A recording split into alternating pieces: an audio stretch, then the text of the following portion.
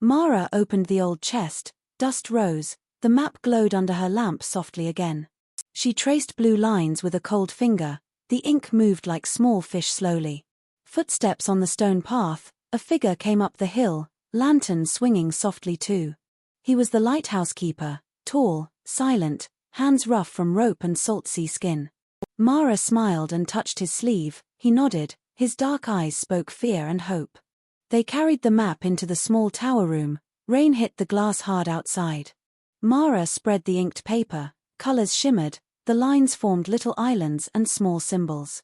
She read the old words aloud, strange sounds left her mouth like tides and echoed. The keeper could not speak, but he drew circles in the dust, urgent and steady.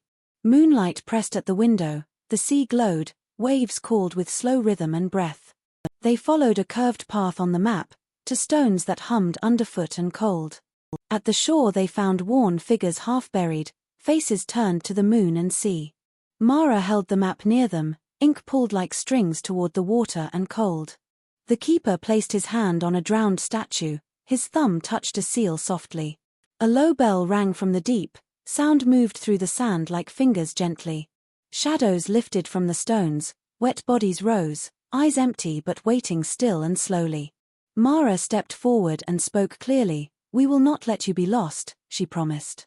The keeper turned pages of the map with a slow, certain motion, fingers trembling slightly. A secret line glowed, leading to an old cross of black rock, seaweed hung low.